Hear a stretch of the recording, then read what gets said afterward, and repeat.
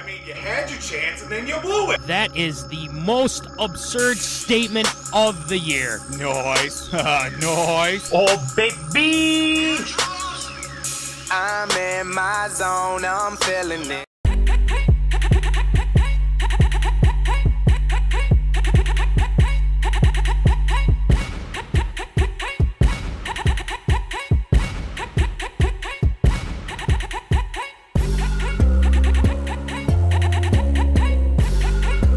Live from West St. Paul Studios, it's time for MinneZona Sports Live with DJ Matty C and Paul the Shield Vold. And this is MinneZona Sports Live. We are back, yes! Claps all around, episode 169. We cannot believe it. But without further ado, I'm your host, DJ Matty C, a.k.a. Matt Callan, a.k.a. Callie, a.k.a. Matty C, etc., etc., etc.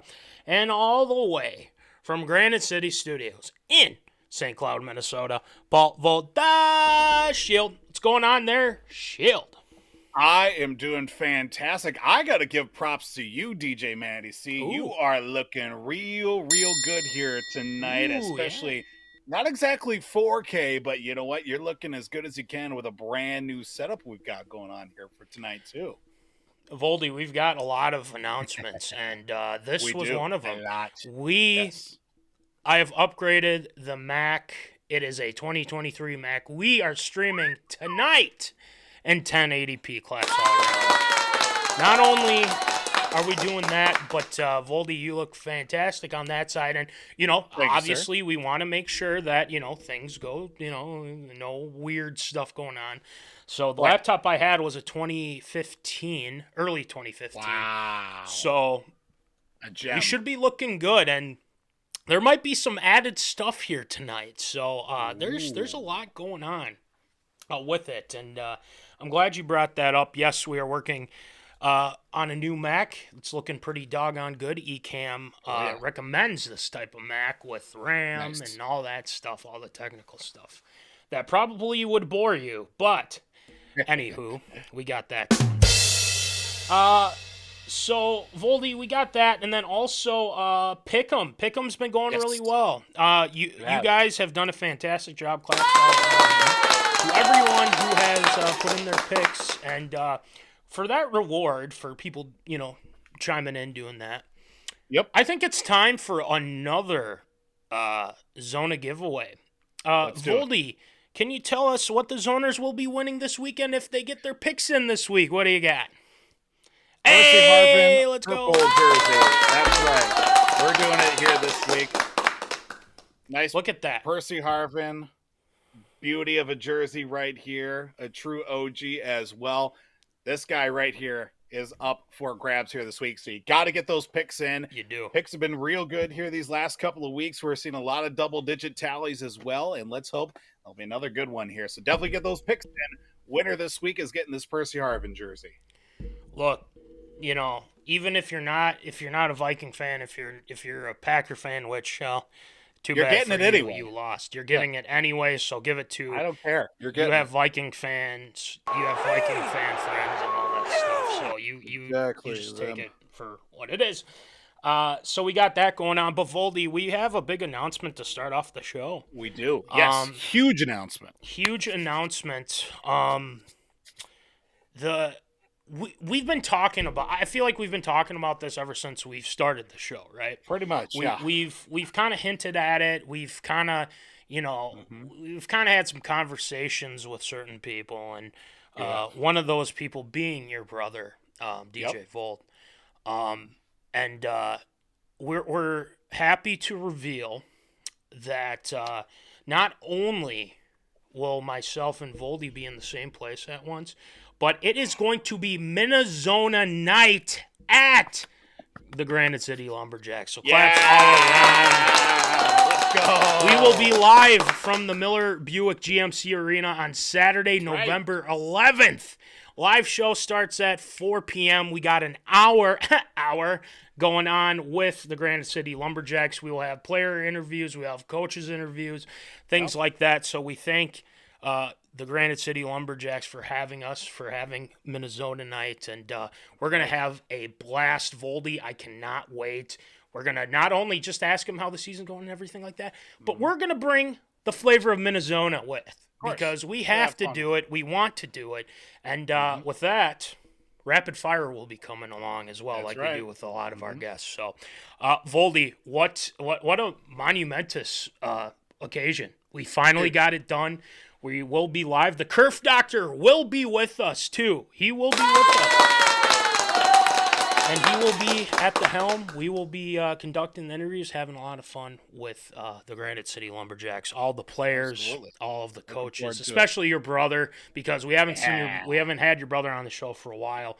We will have DJ on, so we can't wait. So, a great time. We will be, for those of you that will be tuning in later or will be checking out their social medias, we will be having this post tomorrow. So make sure you check it out. You do not want to miss this live show. We are really looking forward to it, and we hope you guys enjoy it like we will enjoy it. So a lot of fun things coming your way. Not only that, we got merch stuff coming in too. So just keep that in mind. Keep that in mind. Sweatpants will be out to people very soon. We will be getting those taken care of as well. And let me tell you, the people who have had them, 5 out of 5 stars. I mean, claps out to the people that have it. The comfiness, just everything. It's fantastic. So, anywho, Voldy, this Tater Tot Hot Take this week is just... We're coming down here. It's so... I don't even know how to describe it, man, because I've never been so depressed after a win in my life for the Vikings. And you guys all know the deal. We'll be talking about specifically... You guys know what we'll be talking about coming up here first thing. And then we're going to talk about the Wolves. The Wolves... didn't have the greatest game last time out. They're playing right now, so that'll be interesting to see how things go tonight against the defending champions, the Denver Nuggets. So That'll be going on. Table topics tonight. We got some good ones. And then ARA, NFL trade deadline, James Harden, NBA tourney, rule change, and the NHL prime time as well. So we will be giving that to you right away here tonight. We've got a lot going on, especially with some Shield shoutouts. So that was a long intro. Let's get it going with some Tater Tot Hot Take.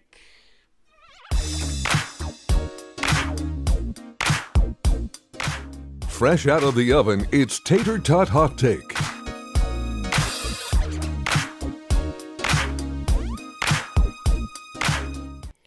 All right, it is time for some Tater Tot Hot Take, and this Tater Tot Hot Take's a little cold tonight, and it's not. I mean, it's good. I mean, it's very. I wouldn't even say bittersweet because it's more bitter than it is sweet. Because yes, the Vikings did defeat the Packers 24-10, but as a lot of people have been saying, at what cost, right? Our guy, Voldy. You named this man NFL MVP this season. He was playing at that level, let's be honest. He was. Our guy, Kirko Chains, hashtag Kirko No Chill, hashtag Kirko is out for the season. Yes. It's a tough day. It was a tough day Sunday. And right as I saw the replay of after what happened, I was just sad. I was really, really sad because obviously meeting Kirk and knowing what he's about, knowing what we know about Kirk too, Voldy. This sucks, and honestly, like I thought we're done. That's what came to my mind after he hopped on that cart, because I knew what it was. And we all knew with the Rodgers, with Rodgers getting hurt and everything like that. This is a tough week.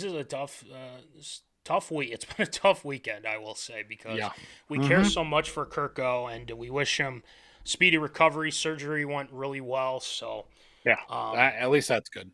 At least that's good. The Vikings trade for Josh Dobbs just to kind of give them a chance. And, we'll see how that pans out here. But, Voldy, just kind of your thoughts on Kirko's injury and obviously what the ramifications it has here going into, the offseason and, how things are going to, go from here. What are your thoughts? What do you got? I mean, obviously the injury at the most worst possible time you could think, because of the fact that the Vikings were on a roll now. Obviously, they're 4-4 right now. They're second in the division right now, only looking ahead, I should say, at the Detroit Lions, and they play the Lions the last 3 weeks of the season. So that's something worth noting as well. Now you're in this stretch of games here. You're going to be going with at least a rookie quarterback this week with Jaren Hall. We know the ramifications of that going on, but this is as unfortunate as can get, because you're going to probably get Justin Jefferson back, if not next week, the week after at least. Right. And now it's like, is it even going to be worth bringing Justin Jefferson back if the season is already lost? Look, we're at week 8, if not going into week 9 now, with the team being 4-4 right now. And you're looking at a stretch of games here, starting with Atlanta coming up on Sunday. Is it worth putting in some of the best talent here too? This situation is more really about the long-term ramifications, not just looking at next week, the rest of this season. We're talking next season, the season after that. Is Kirk going to still be around even after coming off a torn Achilles at age 36? Is Jefferson going to re-sign if Kirk's not going to get re-signed? What's it going to do for Kevin O'Connell and Kwesi Adolfo-Mensah if they don't get their stuff together, obviously, too, with this season? Because obviously last year was all dog and pony show and actually worked out really well in the regular season, but just isn't going to helpfully put them in a spot that if they don't make the playoffs this season, are we looking at possibly some adjustments and some moving around? The defense playing really well these last couple of weeks, too, that have had chances to win us the game, and that's what they're going to have to do here for a good stretch of this season now, is the defense is probably going to have to lean a little bit more from that offense, because of the fact that, they're banged up to say the least, and who knows beyond this week if it's going to be Jaren Hall, Josh Dobbs, or anybody else. Sean Mannion back on the practice squad too.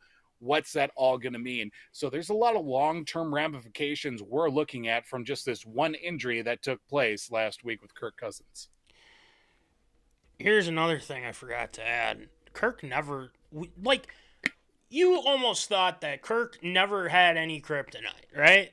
Because Kirk never gets hurt. Obviously you saw the Netflix documentary, you had the bruised ribs and everything, but it didn't take him out of any games. The guy's a warrior. No. But as you can see, at any point in anyone's career, your season can be done just like that. And it's very eerie because Kirk had, when they did the promo for the quarterback series on Netflix, he talked about, it can, your starting quarterback going down could ruin a whole season. And, it's gosh, I hope that this, I hope that this isn't the end for Kirk Cousins here in Minnesota because he's been so good, right? But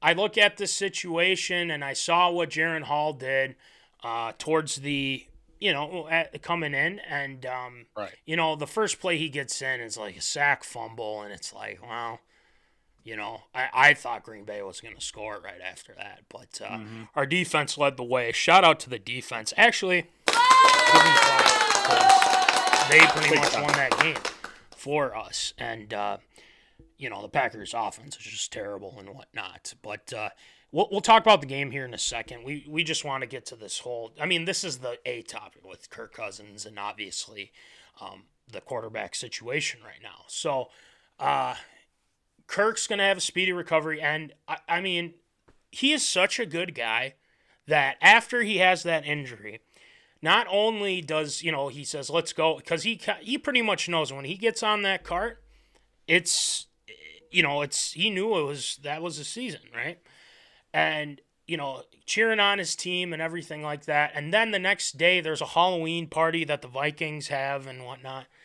And he's out there on the, he's got the scooter with him. He's signing autographs. I mean, can we just acknowledge just how great of a person Kirko is? So I just want to put that out there, and we wish Kirko a speedy recovery. So let's move on to what it is now. Okay, Josh Dobbs, the Vikings go and trade for Josh Dobbs.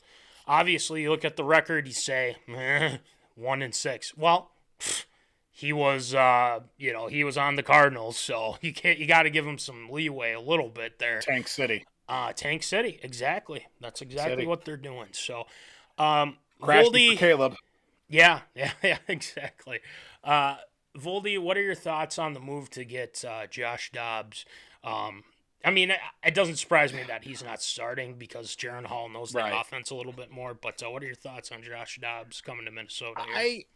I find this a very interesting move. Obviously, the free agent market for quarterbacks. I mean, there was talk of obviously Colt McCoy had come to training camp early on in the season as well.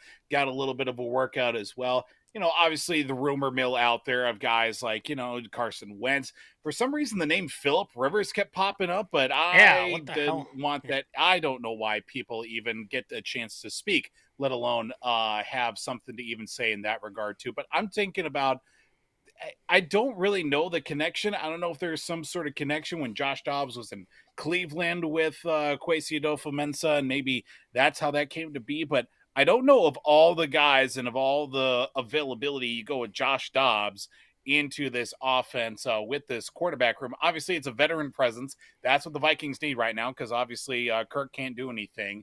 Nick Mullins is out. He's on the IR right now. You've got Sean Mannion, who's been with the team for a number of years as well. He's on the practice squad. So you got Jaren Hall, too. I think it's more of just a veteran presence in the locker room to pick up terminology and at least the offense a little bit quicker than you would say with maybe some of the other guys that are on the free agent market. But of all the guys you go and get after, you're going to go after Josh Dobbs, and you got a pick out of it, too. I mean, there's at least something out of it, too, that they got the quarterback and a pick for next year, on top of just giving up a pick to the other side for Arizona. I mean, Arizona just continues to find ways to tank even further down the road. I was just completely confused by the fact that they went and got Josh Dobbs at the trade deadline. It was just very confusing, that whole situation.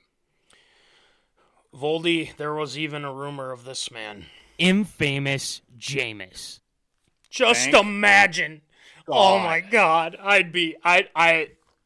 We'd have to quit. We have to I stop don't know doing the what show. I do. I don't No know more. what I Nope. do. And famous No more Jameis in purple.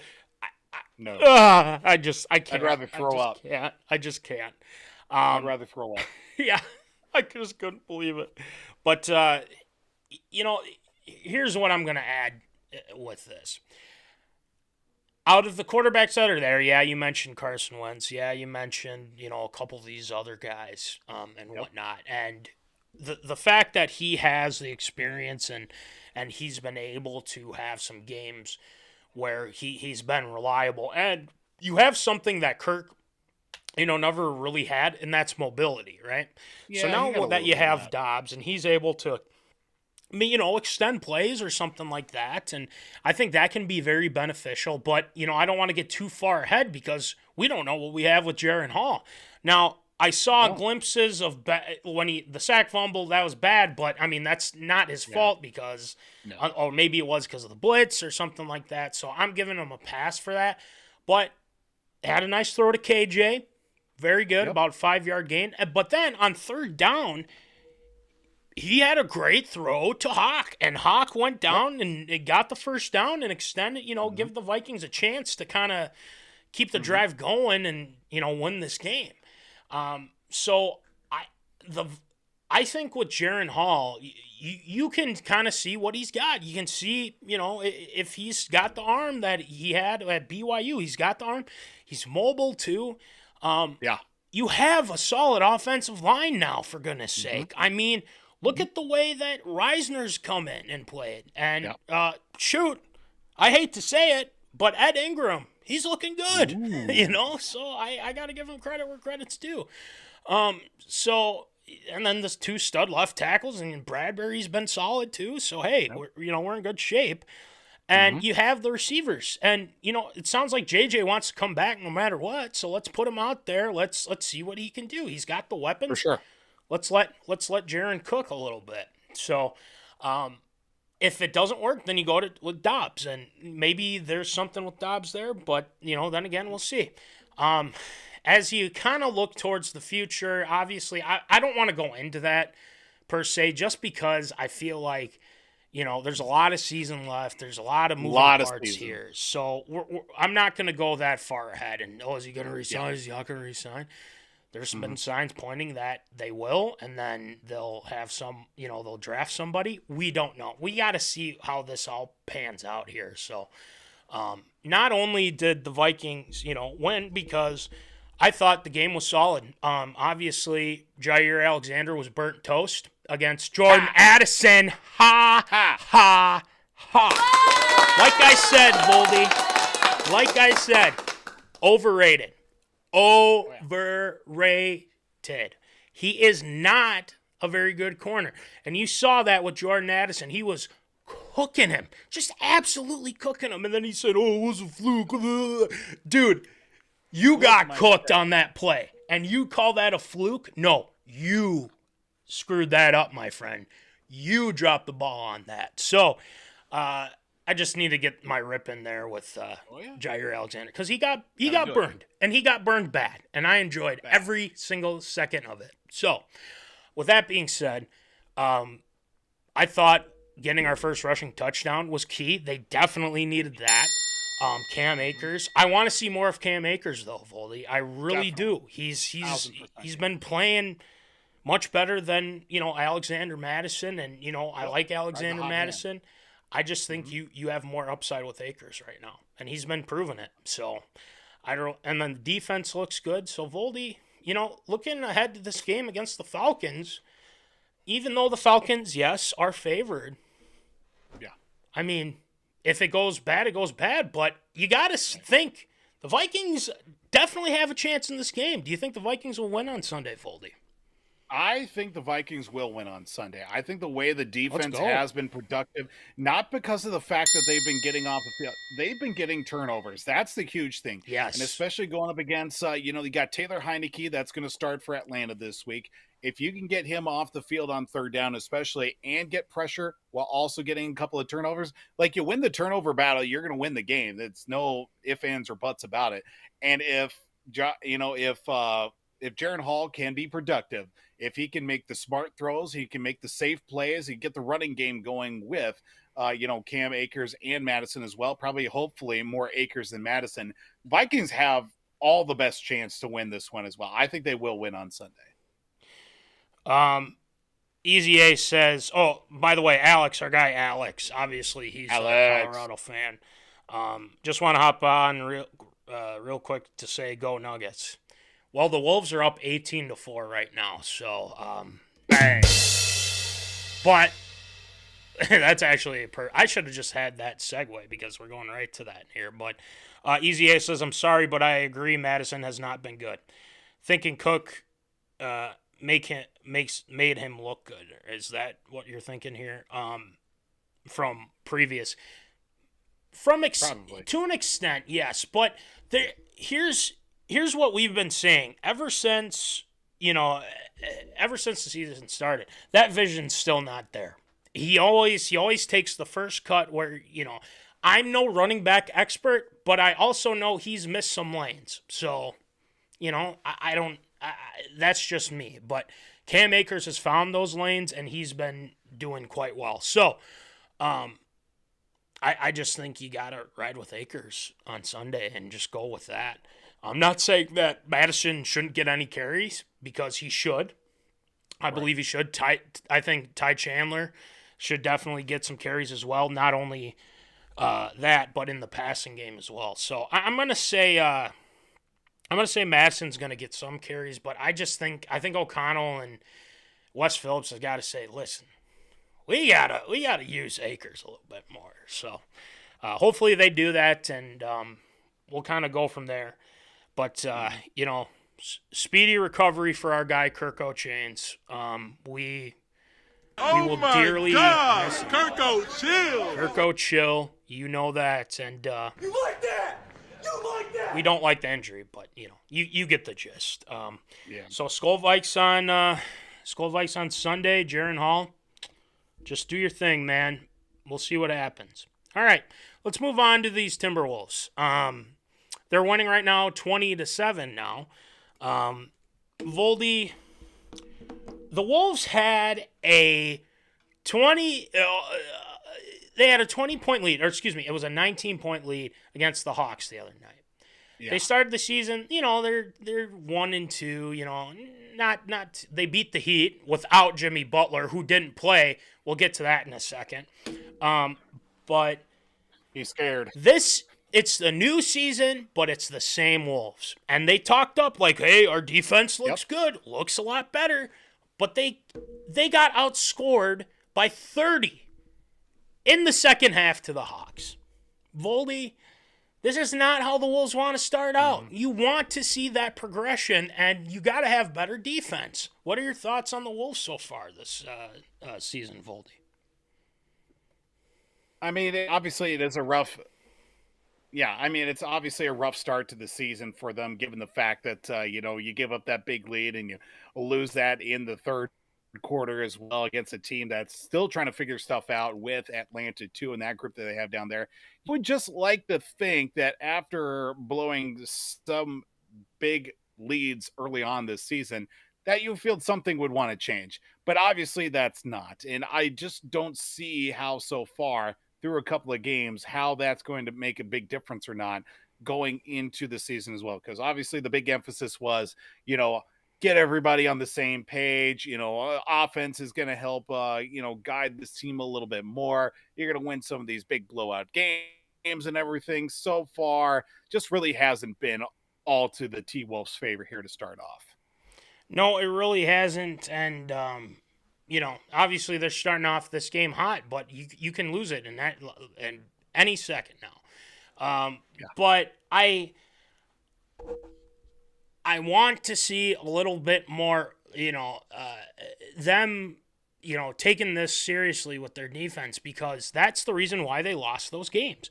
And what's frustrating to me, and not only to Wolves fans, is that they talk as if we'll get it fixed and everything like that. If you want to be a top team in the West, and you were projected to be a top team in the West here, you got to play a lot better than that. And I know, well, it's the Hawks. Yeah. They got Trae Young. They can go off at any point. But you got to be able to just hold them. You got to stop their runs. You got to, you got a defensive, what should be a big shot blocker with Gobert. I mean, this team needs to understand, it's very early. So I don't want to give them too much grief here because it's still very early. Right. Ant has been playing well. Naz Reid he just drained a three. So, obviously he's already got 16 points per game this season. And it just shows, they can be really good. You just need to figure out how to get them to cohesively work together. And obviously Ant's the guy. We can't stray away from that. And Cat, it's a big year for Cat too. So we'll see what happens as we go forward. But you cannot lose in the second half like that and give that many points up. So far they're doing okay, especially with Ant on the floor. You just see, how much he means to this team, this organization, and how many people just believe in him. So we'll see. There's a lot of season left. We're not going to go too far. A lot of season. Yeah. We're not going to go too far and say like, oh, they're done. No, they're not done. They've got plenty of talent. They have plenty of talent. So we will keep you up to date on the game, and we'll go from there. So obviously the hot take, a little bit of tough love, a little bit of sadness with our guy Kirko Chains, hashtag Kirko No Chill. But we're riding with Hall, we're riding with Dobbs. So, all right, tonight, Voldy, we go back to the table. We do some table topics. It's been a little bit. Yay. It's been a minute or two. So we got some table topics. You guys answer. We'll answer. We'll have some good stuff. And then after that, ARA, shield shoutouts. So let's get it going with some table topics.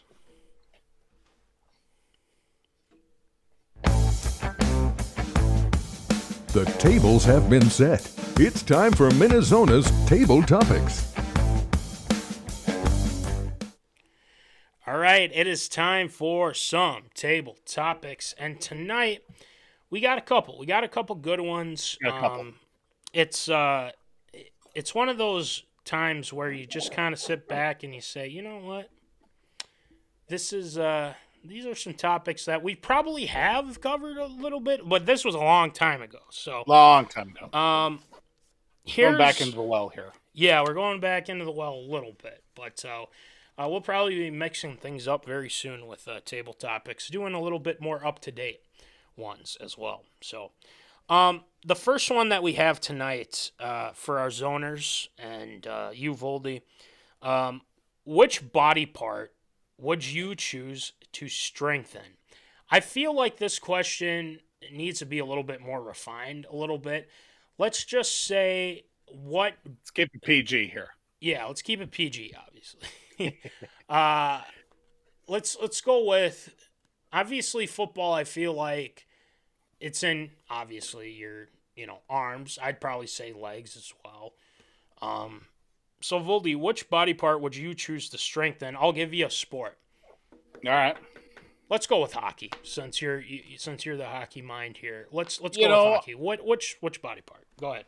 To quote the late great Herb Brooks, I would say the legs, because they feed the wolf. You got to start with the legs here, because you're going to get a lot of power from the legs to skate stride, and you can just blow right by everybody with the speed that you'll have. And you know what? You can just skate as fast as everybody, skate faster than everybody, and then make it easier to score too. So I would say the legs for hockey.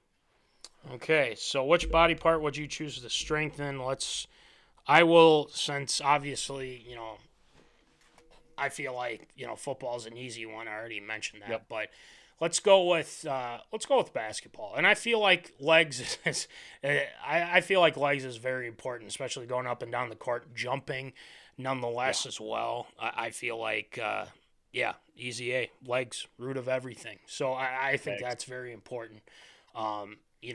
Arms, you also have to have a good defensive slides with that, obviously, quick on the ball and whatnot. If you got speed, if you got strength, it's very valuable. Well, and if you're really tall too. So, I mean, you got that going for you. If you're Nikola Jokic or Cat or Gobert or, however that, would go with. And, and it's the same thing kind of with baseball, base running, legs, and obviously, you got to have good, eye contact and all that. And, I think baseball kind of goes into that as well. Tennis is the same way. Pretty much any sport you can bring up with that, it's pretty much legs. So we're going to roll with that. All right, let's take a look at the back of the card here. Obviously, there's a fact on every table topic. The front of a runner's foot absorbs to 7 times his body weight. So let's just say it's at 200 pounds. If you have, because as you can see here, that's a lot of dumbbells there, 200 pounds and whatnot. So, cool. That's it doesn't surprise me. So obviously, that's what we got. Let us know. What you guys think, which body part would you choose to strengthen for a specific sport? I think a lot of the sports, you'd say legs, and it makes sense. So there you go. All right. We're going back to football here with this one. I feel like we have done this before, but probably. I feel like we just need to do this. So which Super Bowl loss most upset you? And Voldy, I feel like I already kind of know which one specifically. PV, I feel like there's 2. I believe they're kind of combined in some aspect. But Zoners, I asked this of you, if you had money on it, or like even if you're not a fan, or you are a fan, or whatever, which Super Bowl loss most upset you? Voldy, go ahead. Well, obviously, the go-to one is the first time the Patriots lost to the Giants in the Super Bowl. But here's the thing with that one.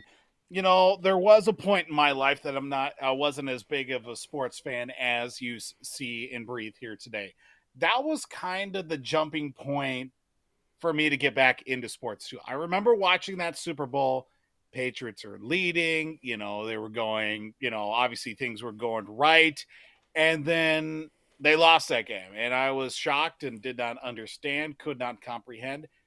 I was annoyed. I was mad. I was upset. I didn't even really think that was going to be possible for them. Fast forward to 2010 with that Super Bowl loss to the Giants once again. Boy, if Gronk is 100% in that game, I think they win by at least 15 points against the Giants. That's just my personal opinion on that one. It just doesn't comprehend to the way that they should have won that game very easily with a fully healthy Gronk. But then again, that's why you play the game. Now let's fast forward to Super Bowl 52. Tom Brady, Eagles, should have been a picture perfect right off into the sunset for Tom Brady and retire right then and there. The game back and forth so much to the point that I literally could not even – I was so zoned in on the TV that was going on. Literally, I mean, I couldn't even begin to fathom what was happening around me. I mean, there could have been a bank robbery. There could have been a bar fight going on right behind me. Wouldn't even pay any attention. I was just focused on the TV and did not take my eyes off of it. That one hurt a little bit more as well. Looking back at all of those, it stinks. It just flat up stinks as well. But a lot of great wins in the process as well. But sometimes the losses hurt more. Hurt more than the wins feel great as well in that one. So those ones just they each have a special place of how much they hurt in day-to-day life. Oh, for sure. Since I wasn't born when the Minnesota Vikings went to those 4 Super Bowls. Papa Callahan could probably tell you which one peeved him the most. And tonight is not the right time or place for 09 NFC Championship game. That is for a special occasion, so we're not going to do that. So this has nothing. This one really has nothing to do with Vikings per se, which sucks. Obviously we want that to happen. But it is what it is. But Easy A has the same one as me. He says Seattle versus the Patriots when they should have ran for the winning touchdown instead of passed for a pick six. And Thanks, that is probably one of your top ones, I would say, if I were to guess for you, Voldy. But Voldy, let me put it this way, because obviously I did pick Seattle to win because I felt like defensively, Legion of Boom, this is where they were going to cement the dynasty a little bit because they were damn good. And this was when Russell Wilson was beating guys like Rodgers, beating guys like Brady, insane. They were damn good. And obviously you have Marshawn Lynch in the backfield and whatnot. But this game, we're going to go a little 13 here because this was back at a certain institution that will label that you guys all know. I won't name it just because you all know where we went. But yours truly had a little bit too much to drink. What? Give or take. No, that never happens. What is that? So come on. So without further ado, I picked them to win. I think I had a bet on it or something like that. Obviously, yours truly shouldn't have drank that much because it was getting annoying for some. It was funny for a couple other people. But with that being said, when you have a guy like Marshawn Lynch in the backfield, and Marshawn recently talked about what happened. He laughed in Pete Carroll's face and left the stadium. I mean, didn't go, didn't leave with the team or anything like that. He just left. Yep. He saw his people and he just left. Deuces. Yeah, see ya.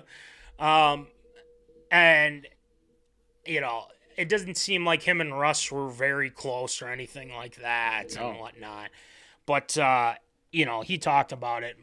But the fact that you decide to pass it, and the Patriots game planned against it, and Malcolm Butler was getting beat on it in practice, all that stuff. You know the deal with that. Mm-hmm. But not only they called that play because, well, shoot, they're not going to know what to do with that. But it's 1st and goal. It was 1st and goal. And he's been destroying that defense all night. And, whether it was Darrell Bevel, making that play call or Pete Carroll, whatever it was, I mean, you got to run the ball there. If you're Russell Wilson, you got to say, no, Marshawn's been killing it. Let's just give it to him. Punch this in. It was like, 28 seconds left in the game? If I'm not mistaken. It was getting down there, and the whole intents and purpose when that did happen, I'm thinking, okay, you got to let them score. The Patriots should just let them score. That way you get the ball back, 20, 25 seconds left or whatever. Try and make something happen as well. I mean, that's what they should have been game planning for, but hey, you know what? Worked out to the Patriots' favor on that one. So they did, and so obviously the pick. I was just pissed because I'm like, shoot, I bet with some people on this and they do this, and I'm just like, you got to be kidding me. And so immediately, kind of after when that happened, I repeated it because I brought a backpack with, and remember the sweatshirt / jersey I had of Teddy Bridgewater? Yep. I pulled that out and put that on. It's all about Teddy B, and I said that multiple times. But Skull Vikes, and obviously we know what happened with. That wasn't. It was the season after that, if I'm not mistaken, because it was the season after when they missed the field goal against Seattle, lost that game. Unfortunately, it was, yes. Blair Walsh, all that. you know what. So we got that. But yeah, I'd probably say that one just because I had some dough on that with some of our fellow classmates and whatnot. So, but it was fun. I mean, it was a very enjoyable game and whatnot from what I can remember. So, so we got that one. Zoners, let us know what you guys, which one upset you the most. Here's a good fact here. Average increase in motor vehicle, this isn't a good one. Average increase in motor vehicle collisions in the hour following the Super Bowl. Losing teams 68%, winning teams 6%. 2003 study by the University of Toronto. Yeah, we are getting, these need to be up to date. But this is what we got. Obviously, losing team. I'm sure Philadelphia did that this past year. Tearing down, all that stuff. But, yeah. All right. Last one here tonight. Would you rather be a highly accomplished athlete or an owner? And I feel like I already know the answer to mine because it makes sense. Voldy, would you rather be a highly accomplished athlete or an owner? What do you got? I'd rather be, honestly, the athlete, I think, in my mind. Because, unless you get some of these big figureheads, the more outlandish ones in ownership, nobody knows who owns the team. You get the Mark Cubans, you get the Dr. Jerry Busses, you get some of these guys that are just cartoon characters within themselves. But True. 95% of all professional sports, you have no idea who the owner is unless you are like the home team fan and the ownership all the way down to who stocks the Gatorade in the fridge of the opposing locker room each and every night. But beyond that, nobody really knows who the owner is. And then you got to look it up and it's like, okay, they're the owner. How did they make their money? Oh, that makes sense. Oh, that's kind of weird. Now they own a professional sports franchise. But I'd rather be the athlete because that's what you see. That's the face of the sport, of the franchise, of the team, of anything. It's the athlete. But obviously, ownership, too, does have its own way to be highly accomplished as well. There's a lot of owners that own specific teams that, are obviously very competitive and do win championships as well. That's nice. But ultimately, at the end of the day, it's the players that get remembered, not the owners. That is very true, and I'm going to agree with you on that as well. Yep. I'd rather be the player. And the reason why I say this is because when you're the owner and you have to make decisions, the right coaches, obviously the right players in some instance and everything like that, all of that falls on you. And the fans can turn on you. And especially if you are the Poleheads, if you are Glenn Taylor. So I mean, they can turn on you in an instant if things don't go well. Look at what's going on with the Raiders. For goodness sake, they just fired Josh McDaniels and their GM. After 2 seasons, barely 2.5, 1.5 season. So I just feel like you have so much on your shoulders as an owner, but if you're a player, there's a lot on your shoulders. Don't get me wrong. You have to make the team. You got to be, performing in games and things like that. You got to show the coaches that you are that you're a really good player and that you can stay and you can play in this league and, things like that. And it varies from, different sports and whatnot. But I also think that a lot's on your shoulders, but it's just like, well, if the team does well, I'm still making, but you're going to have a lot of upset people at you. And I'd rather not have a lot of upset people at you, especially in this day and age now. Whew, that's just tough. I mean, even for players, though, too, if one screw up, perfect example, Blair Walsh missing that field goal against Seattle.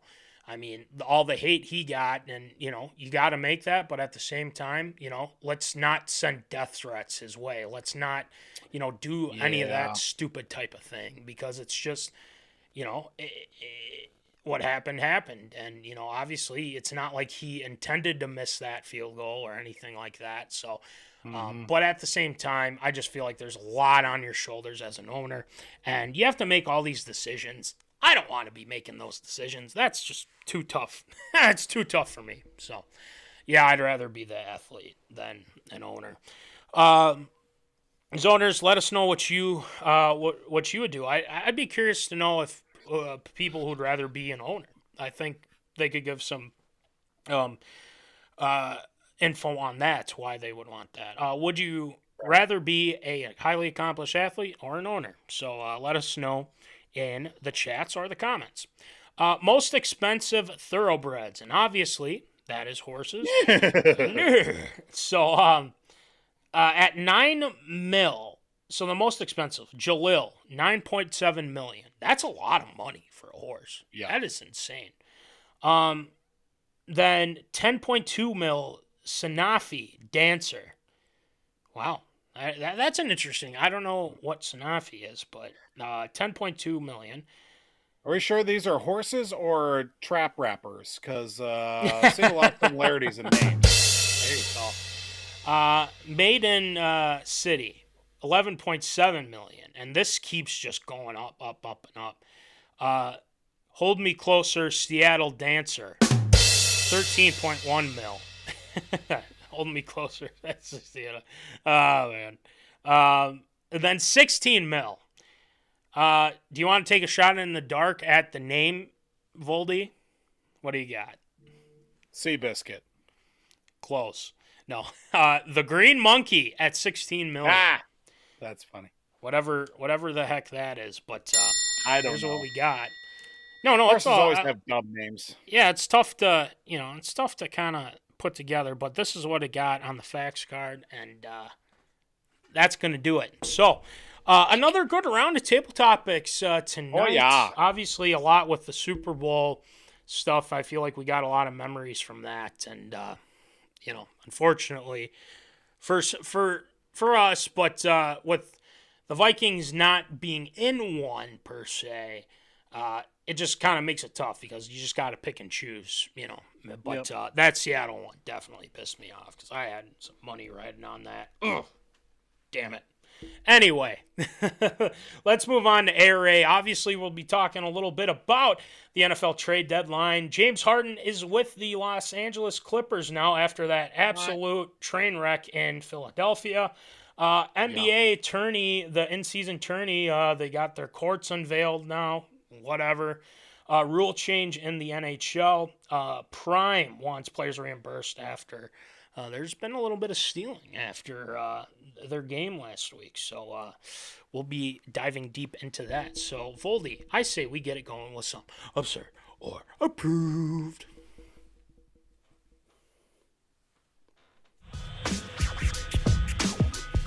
It's time for everyone's favorite segment, Absurd or Approved.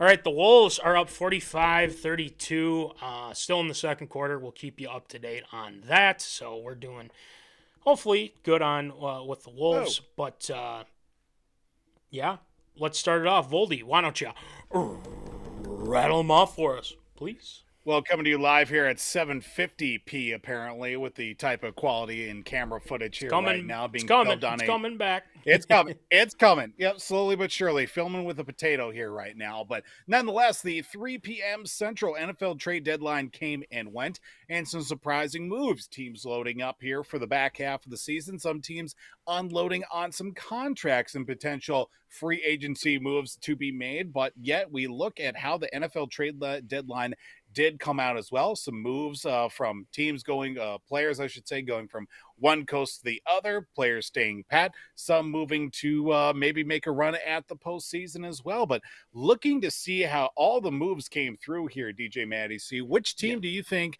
or I should say, which team do you think really improved some of the moves they made as well? And which kind of moves did they also surprise you with at that NFL trade deadline? That's some... I like the two-parter here. That's for sure. Obviously going away from, Vikings, since they obviously, and one thing I did forget to mention with Hot Take, the Vikings giving away Ezra Cleveland to the Jags for a 6th-round pick. It didn't seem like they were going to re-sign him after the season. I don't think they even engaged in talks with Ezra Cleveland. I just feel like he was up and down. I feel like they really wanted Risner in there, and Risner's been really good. So, let's move on to. I feel like the big one, obviously, you can pinpoint is Chase Young to the 49ers. The Niners have been struggling. I mean, they've lost three in a row. Lost to Cleveland, lost to, oh my God, Kirko Chill and the Vikings when he was healthy. When he, just before he got injured. And then they lose to the Cincinnati Bengals, who they're starting to, come up a little bit with the Bengals. Yep. But I feel like that's the biggest one. Obviously, you add Nick Bosa. You add Chase Young, former teammates at Ohio State. Ugh, that's crazy. Crazy. But I feel like they definitely got the strongest, and I think that's what they needed to kind of right the ship a little bit, just to kind of show like, hey, we're still serious. I mean, there's no ifs, ands, or buts about it. They're probably going to win the division still. I mean, Seattle's. I feel like Seattle might give them a run for their money still too. But with that being said, I'd probably say them. The one that's kind of a head scratcher, the Montez Sweat to the Bears. What are the Bears doing? Like, Ryan Poles, don't get me wrong, I wanted the Vikings to get Poles instead of Kwesi, but I'm glad they didn't because it just does not look good for the Chicago Bears. They got, destroyed by L.A., which I knew they would because L.A. Chargers are 10 times better than the Bears are, and the Bears got to win against a already sucky, terrible Las Vegas team. So they just, they're going to add some more beef to their line. Their line wasn't even good in the first place, for goodness sake. I mean, they just add, it's like, well, we need all the help we can get. Okay, you've solidified depth. Where are your other players? You don't have any D-backs. You don't have any linebackers that are even close to being good with that. And your offense is so anemic. So, Voldy, I'd probably say that's the biggest head scratcher. I mean, they're not going anywhere. They're not going to win any games. Yes, Bustin Fields will probably come back, but I don't understand that. But then again, I don't care because they're in our division. They can just keep tanking as best they can right now because they got a lot to work on. But I'd probably say Chase Young. And that's got my stamp of approval, and bang, there it is, stamp of approval. There it is, again. And adding to that as well. So, Voldy, what do you think?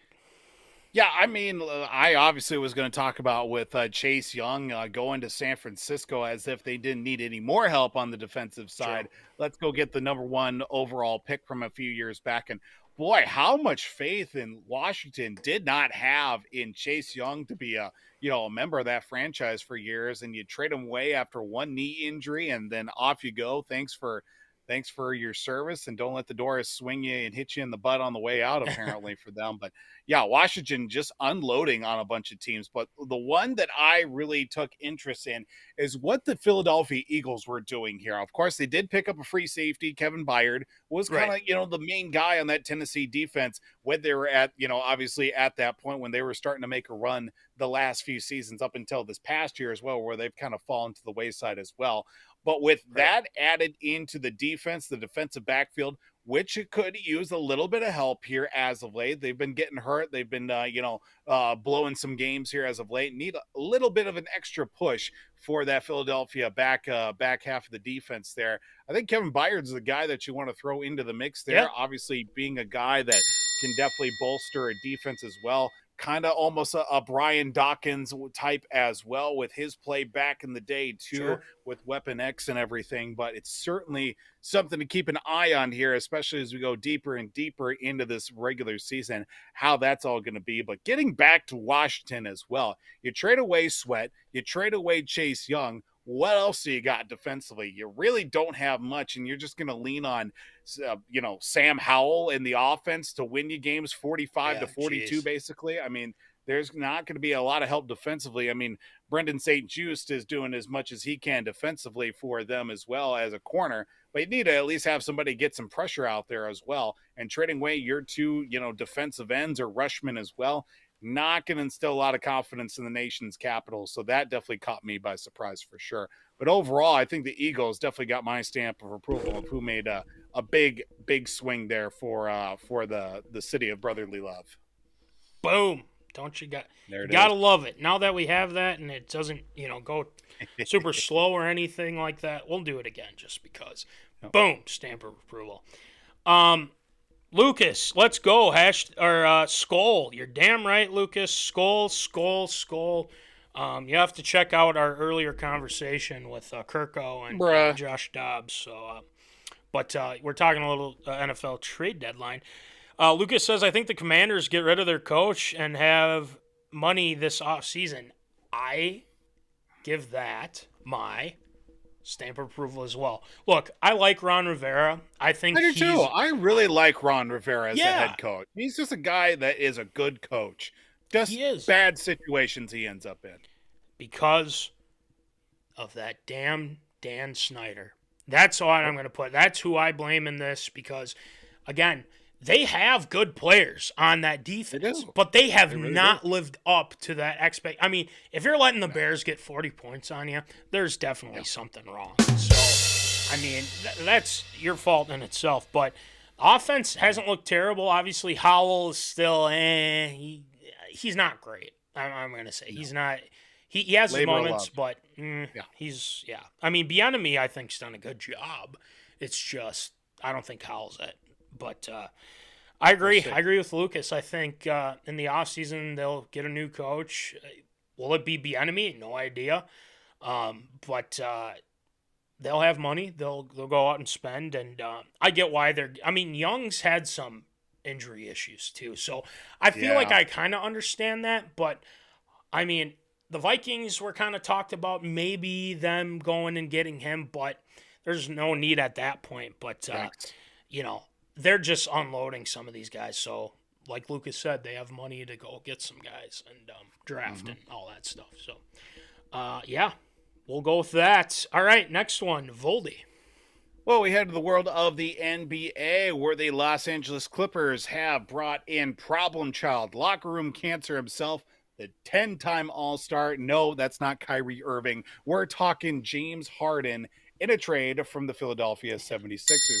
But not only did the 76ers give away James Harden, they gave away swingman PJ Tucker, Philip Petrusev, and also they are heading to the Clippers. But the 76ers also get Marcus Morris, Robert Covington, Nick Batum, KJ Martin, and even a 2028 unprotected first-round pick, 2 second-round picks, and a 2029 pick swap, and an unconditional first-round pick. So the 76ers getting some loot out of that. So that means that the 76ers have got a couple of pieces added on there, but James Harden is reuniting with a couple of former teammates out to the LA Clippers with Kawhi Leonard, Paul George, as well as Russell Westbrook as well, which does bring up the point as well in the Western Conference, which is a 9-horse race, if you will, with so many teams in the mix as well.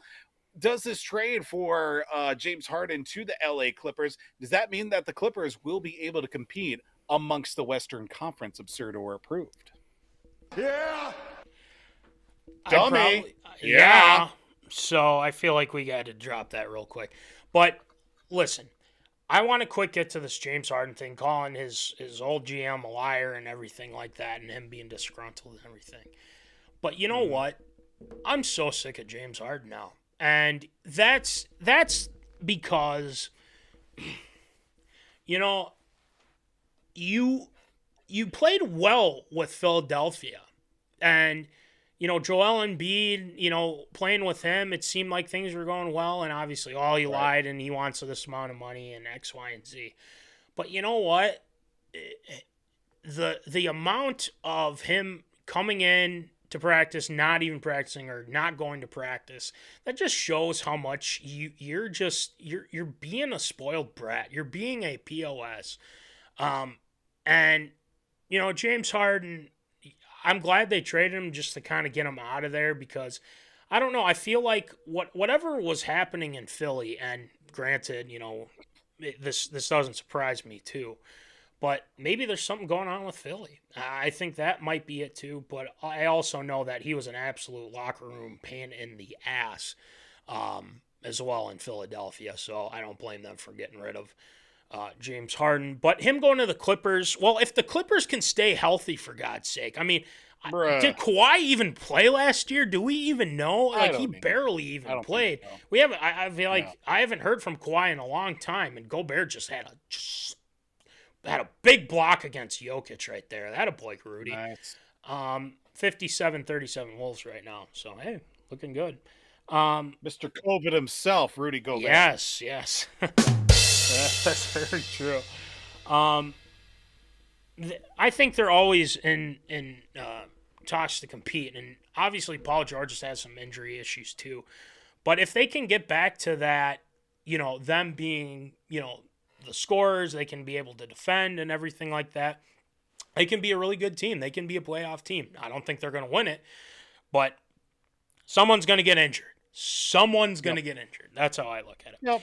Lucas says, at the point where the Clippers are, I think they have to try Harden, but man, I don't see it working. And I agree, because you have a lot of competing, attitudes. And not only with Harden, but Kawhi, he's quiet, but there's some weird stuff with him too, I feel like. Yeah. So, I'm going to say absurd. I'm going to go absurd. I don't think it's going to work very well. I feel like Harden's going to cry like a little baby and whatnot, and then he's going to say, I'm sorry, Houston Rockets. Can I come back and be your guy? So that's kind of how I look at it there. So I'm going to say absurd. Voldy, what do you got? I mean, you look at the whole situation with the Clippers, they haven't really been a consistent threat and or good enough since the Blake Griffin, CP3, DeAndre Jordan days of Lob City. It's true. And that's saying something. They are literally, that group was one quarter away from making it to the Western Conference Finals, if not the NBA Finals, without blowing that lead. Yeah, with Doc Rivers in the squad back then as well. I mean, unfortunately, that's just the way it's been for them since that time. Kawhi Leonard hasn't been fully healthy or even a threat since he won that title that one season in Toronto, and it's been more about, is Kawhi healthy? Is he going to play? Will he show up? Will he do anything for the Clippers as well? It's been unfortunate there. Now you throw in James Harden as well, who's getting to the point, along with Kawhi, they're just at this point in their careers that they're kind of almost, for lack of a better term, they're turning almost into Kanye a little bit, and just kind of a weird, what the heck is going on? Are they actually doing, do they think like this? Are they doing this for clicks? Like, what's happening? These dudes are just straight up, literally, some of these dudes at NBA are just straight up weirdos. I mean, I don't know what it is. Drama queen. It's exactly. I don't get it. And then you get the guys like LeBron, Chris Paul and all of them. They seem relatively normal guys. And you get Kawhi, you get Melo. Russell Melo, you get maybe Russell Westbrook, and then you throw in James Harden. And these dudes are just straight up weird. It's just, I don't get it. I don't get what it is about being the NBA and being of that stature and level. Yeah. It's just prima donnas, definitely, for sure. But will this make them compete as well? Let's see. Let's look at all the teams that are in the Western Conference. You got Golden State. You've got the Suns. You've got the Lakers, if they, get their stuff figured out. You got the Nuggets, the defending NBA champions. Even the Wolves. Even the Wolves, too. We'll see what happens with them. Wolves will do something stupid this year and end up like the 4 seed in the Western Conference or something like that. I'm not putting it out there. I'm just saying they might go and do something stupid like that. We'll have to talk to Zappa about that another time as well. Yes. But will it give them a chance to compete? I don't really think so. I think it's absurd. You just throw in James Harden. I think it's more of a gag play or just to put more butts in the seats and, Steve Ballmer's new arena that they've got coming up as well. I think that it's just really all just like, hey, let's see how many more tickets we can sell and how many more of these toilets that we can put out there and make use out of as well. I think it's completely absurd.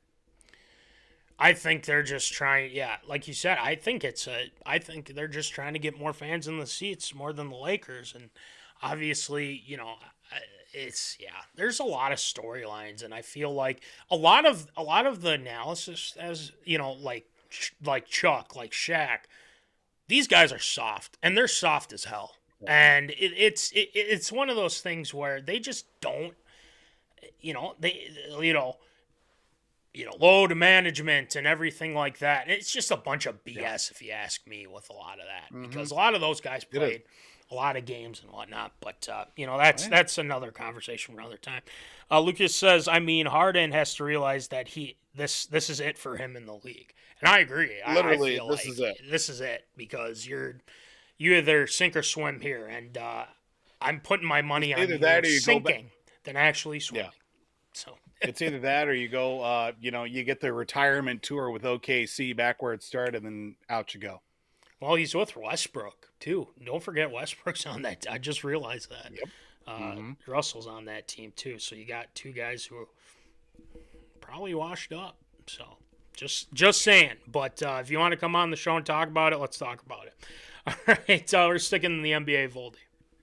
Yeah, speaking of the NBA and gigantic toilets from one to another, the NBA in-season tournament will be featuring new court designs that will have all 30 teams playing home games in the tournament that starts and runs through December 9th. Will have a primary solid color court on the floor of their arenas. The courts will be fully painted with no visible wood grain available. I don't know if you had the chance to take a look at some of these as well, the design of them. I saw the Timberwolves one. I thought that was pretty on brand for them.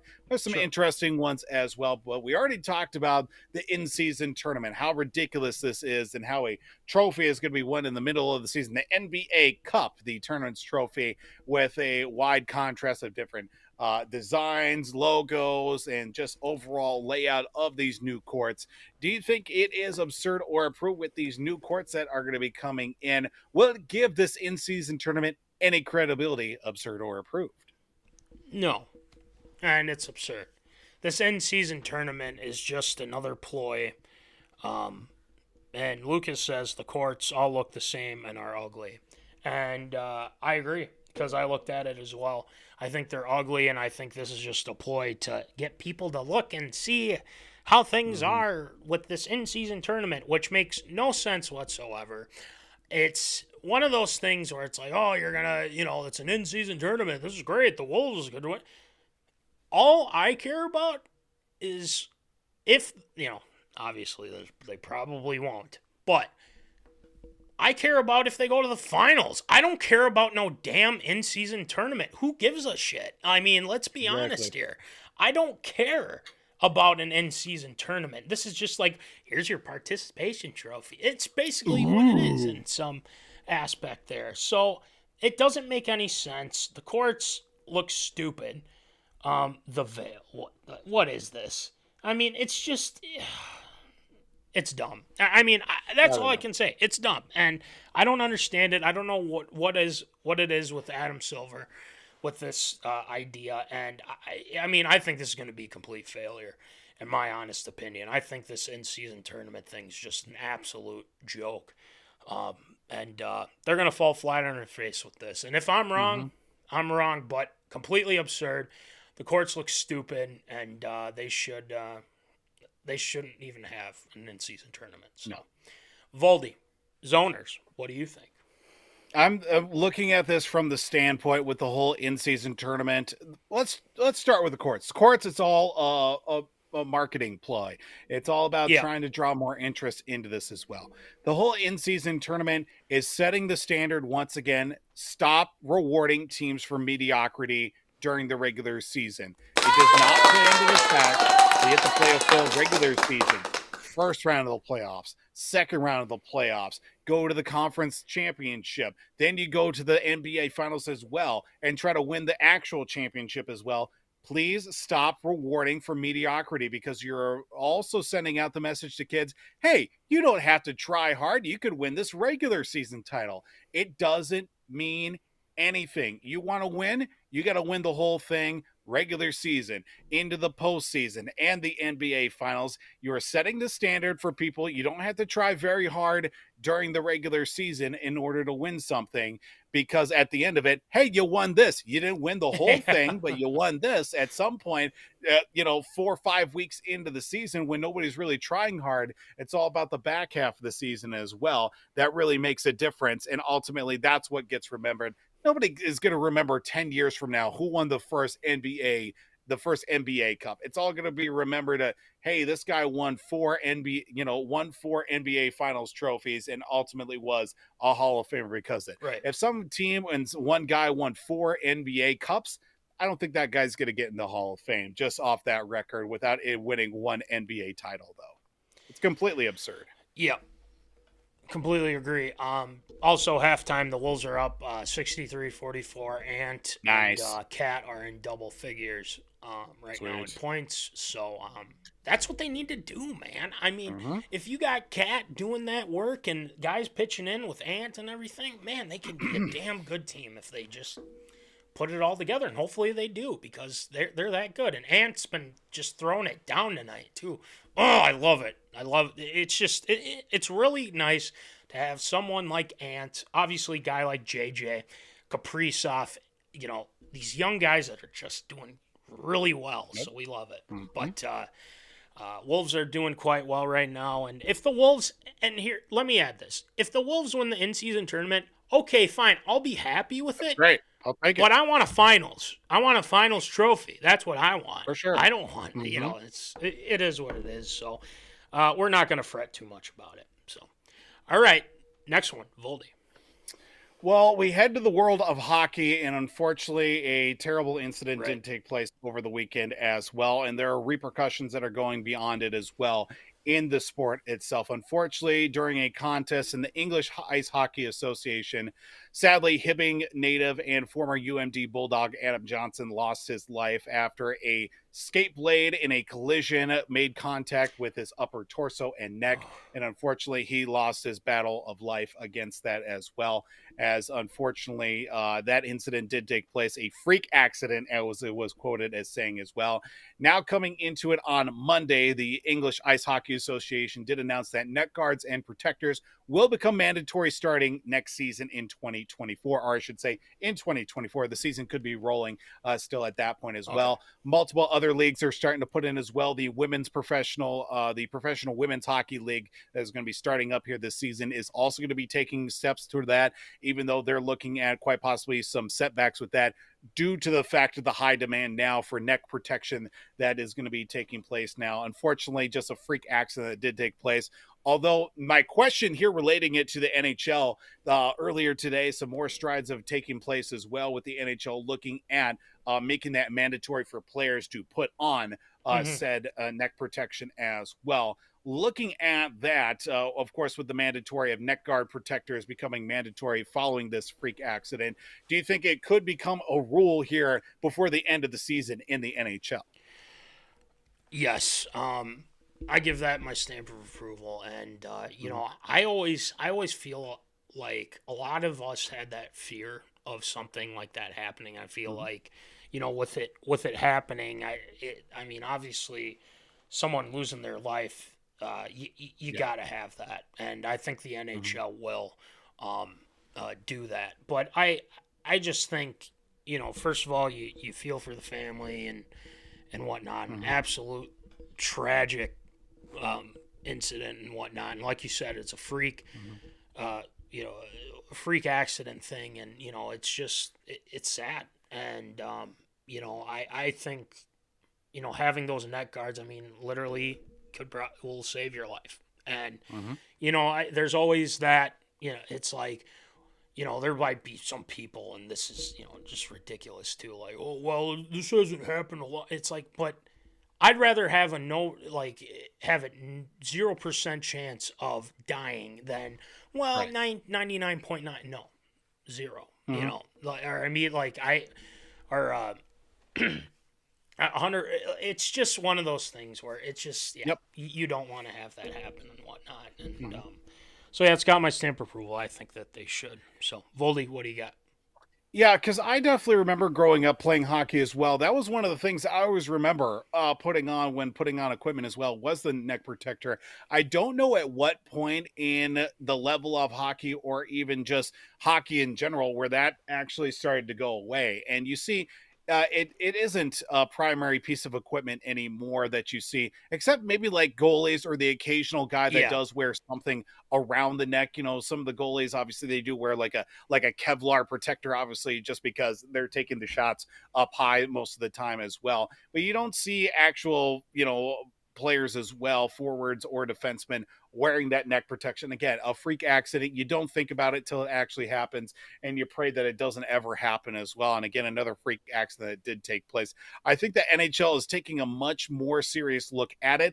I don't think it'll become mandatory this season. I think there'll be a very strong recommendation. Yeah. And obviously now with the high demand that there will be for neck protection that like the PWHL is looking at for their upcoming season as well, that's going to be there's going to be high demand for that, something that doesn't get thought about all that much, or even a lot of companies that do sell hockey equipment probably don't have an unlimited supply of, just because there isn't that much high demand for it as well, that they're going to probably have to start ramping up production even more to respond to that too. I think maybe next season they'll take a little bit more look at it as well, maybe like some sort of mandatory rule, or at least for new players coming in, or if you played within, if you've entered the league within the last 5 years, you got to wear something. But all these guys that could be grandfathered in, I think there'll be a much stronger resonance within like the Players Association to say, hey, if you are going to be for it, that's fine. If you say that you're against it, there's nothing against you. You can make your own decision. But I think there'll definitely be a much stronger look at this coming up here next season with the players and owners meetings as well. So I think it'll definitely, I think something will happen here. Maybe this season, just a strong recommendation. I don't know if an actual rule will be set to take place here for the rest of the season, though. So stamp of approval. Obviously, we'll see what happens there. But to clarify, I don't want any chance of that happening to anybody on the ice. Definitely not. I'm saying. No, so, absolutely not. Just to clarify what I was talking about before. But next one, Volde.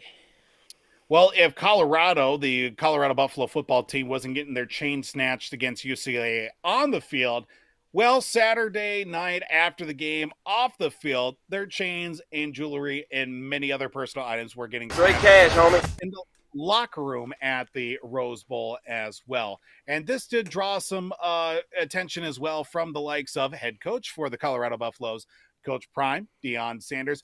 On Tuesday, he was quoted as calling the NCAA or the Rose Bowl to reimburse players who were robbed of jewelry, cash, and other items from their locker room during last week's 28-16 loss at UCLA. Now, the Bruins officials for UCLA did confirm Monday that the athletic department had filed a report with the Pasadena Police Department regarding items that were reportedly stolen from the Buffalo's locker room as well. And of course, multiple TikToks, videos, comments, and live streams taking place of saying that the likes of jewelry, cash, and other items as well were stolen from the Buffalo's locker room and taken away from them as they were getting their butts kicked from the likes of UCLA in that loss. So I should say it was only 28-16, but still not a good look for that team as of late. Now, looking at the situation that is at hand with the Colorado football team that is, back and forth in the win-loss column more times than not, is it absurd or approved? Should these Colorado football players be reimbursed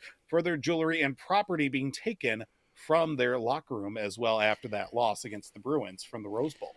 Here's what I'm gonna say, and I don't want anyone, and obviously any of these Colorado players to take this the wrong way. Mm-hmm. But why do you have it there in the first place?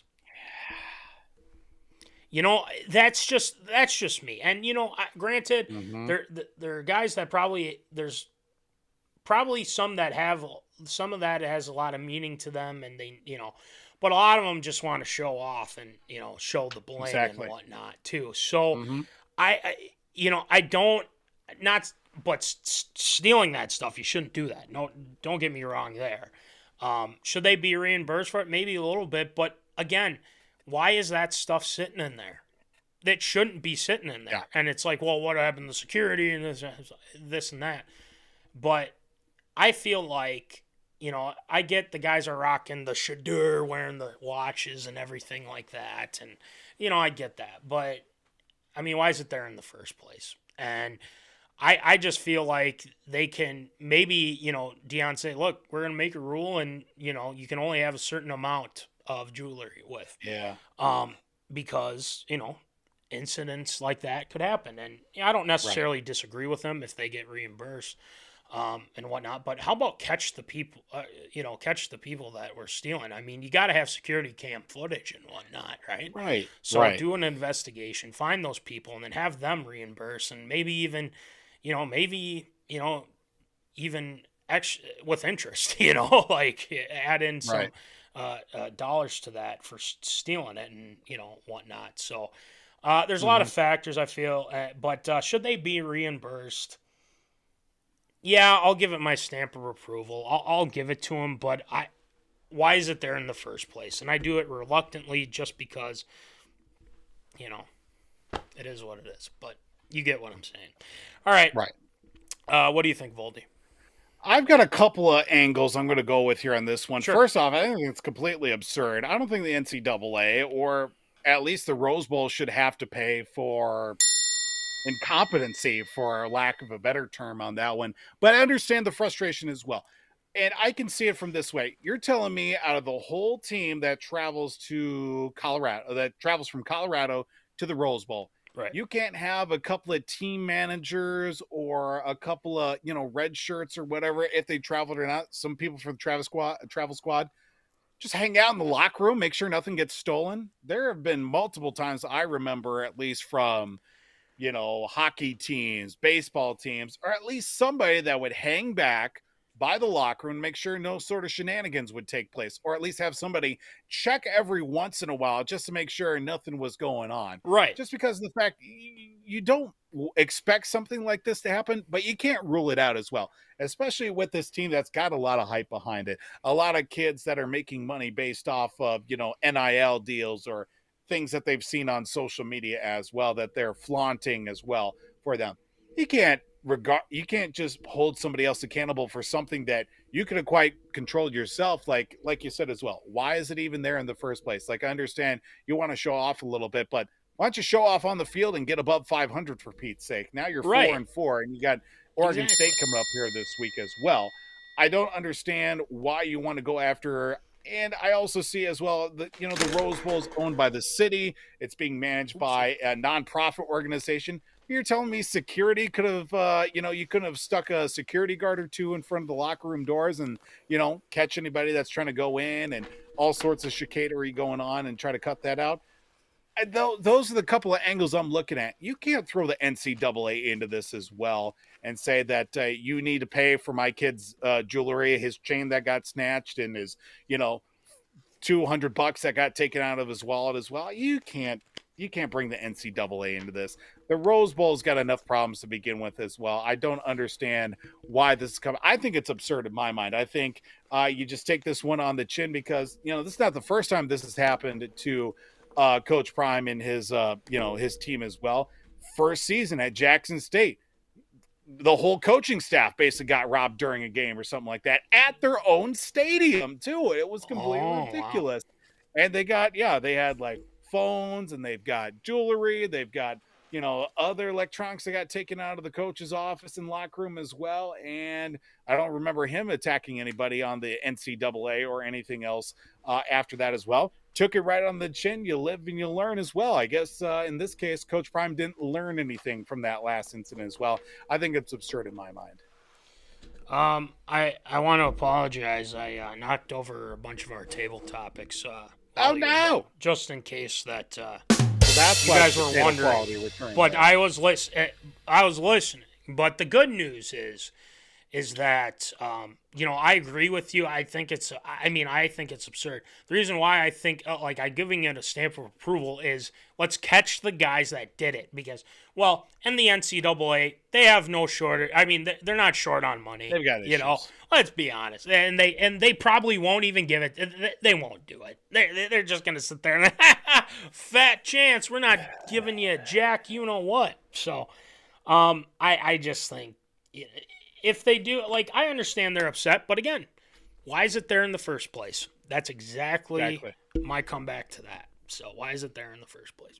Anyway, great job as always for ARA Voldy. Thank you, sir. We got some Shield shoutouts to get to tonight since we've been off for a week. We got a lot piled up, so I say we get it going with some Shield shoutouts. Shield shoutouts.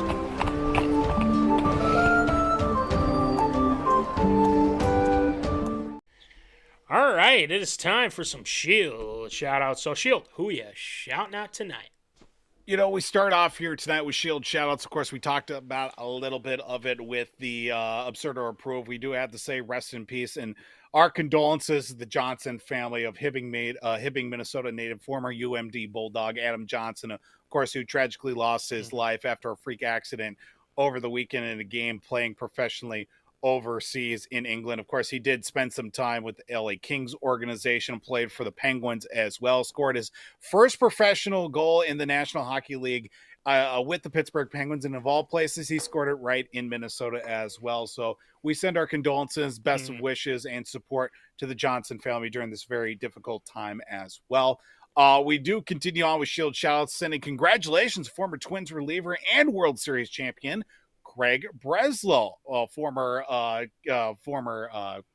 person that we've talked about with Where Are They Now? Yes, and of now is going to be the chief baseball officer for his former team that he won that World Series with, the Boston Red Sox.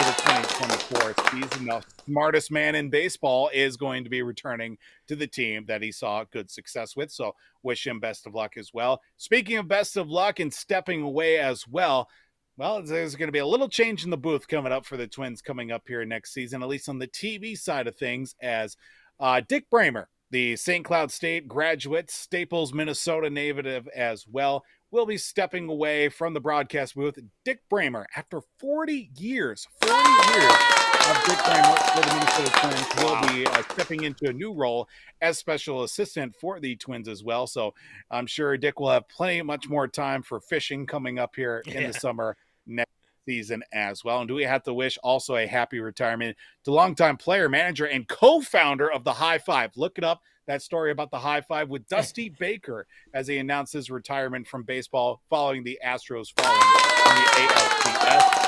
And also won his first World Series as a manager after all the years that he served as manager. He won his first World Series as a manager just this past season with the Houston Astros as well. And of course, Dusty Baker, a for sure Hall of Fame, if not player, definitely a manager as well. He'll be a Hall of Famer when his name gets called and put on that ballot in the next few years as well. And that's going to do it for Shield shoutouts this week. Yes. A favorite of Pop Callahan, Dusty Baker. Oh, yeah.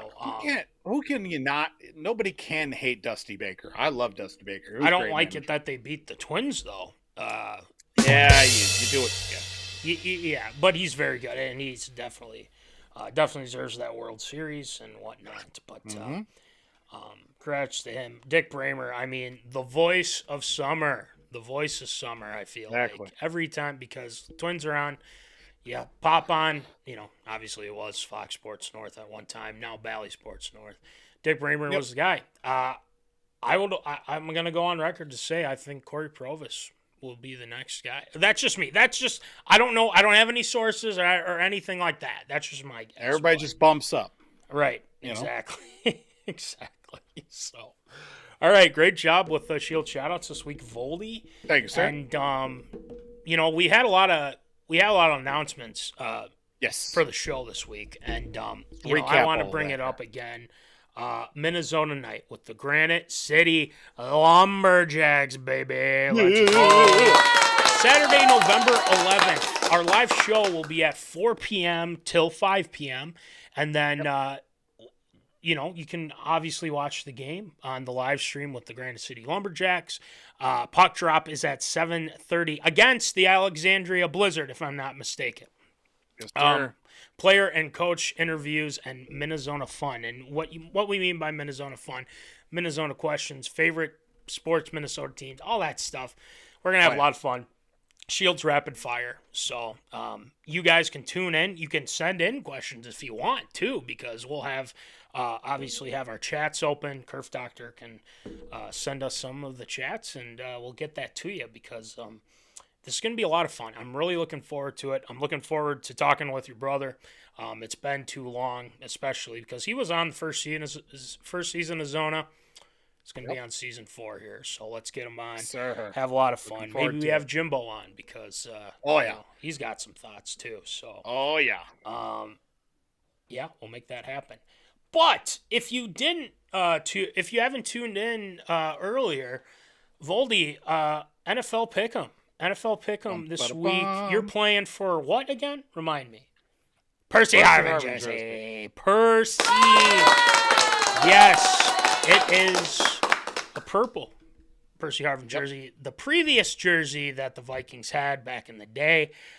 You can win that this week, and Shield will happily send that off to you, and that is up for grabs. And, you guys just get those picks in. And great job this week as well with picks, people, and keep doing it. And, Voldy, with that being said, we got a lot of merch, man. And we got some stuff coming up. So be looking on the socials medias. Looking on the socials medias for a specific something, but I don't know. I'm not giving too much. But we do have the sweatpants. We will be getting out the sweatpants to you, the zoners, as soon as possible. We're just working out details and all that. And then stickers. We will have stickers given out to you as well. You know the deal. $2 for the small ones, $3 for the big ones. Make sure you have that with you as well. And then the shirts, you know the deal, $20, $5 shipping. There's still the limited edition MinneZona shirt, an extra large, so keep that in mind. And it's right there. Yep, there it is. There it is. Boom, there it is. It's ready. Just waiting for some people, because I know people want it. That's the thing. Holiday shopping, people. Yes, very much true on that. So make sure you do that. Thank you to National Fleet Graphic, Crown Rental, Tyler Knutson, and thank you, as Voldy's got our shirt as well, $20, $5 shipping. Oh, look at that. A lot of people were wearing it this past weekend, just saying. Oh, yeah. Check out W2 Performance, our guy, Will Ruttell, at www.w2performance.com. New content, as always. He's quite busy with his little child now, so he will be he's being a dad and whatnot, and but he's been producing content, so shouts out to him. Make sure you check out the victorious P.O.D, Tyler Hermann and Jack Vickers. They've got all your fantasy football needs, and they've got weekly episodes as well. Make sure you check out TLS Performance, Troy Stoudemire Jr., our guy. Make sure you check out his stuff, and then Popcorn Bucket List. They've come out with Halloween episodes and all that. Nick Dahlhoff, Ryne, Myhrberg, they've had guests on as well. We'll have to check in on those guys, see how they're doing. So make sure you check out those guys on Omni Entertainment on YouTube. So make sure you check that out. So without further ado, oh man, there's a lot to get through. But we got through it. And episode 170 next week, just before we head out to our special live show with the Granite City Lumberjacks. We're going to have a lot of fun, and we cannot wait. But keep an eye out on the socials medias. You will be seeing this graphic very soon, especially tomorrow. So like, share, make sure you tune in Saturday, 4 p.m., our live show. So without further ado, as always, remember, folks, keep in the zone. Holla.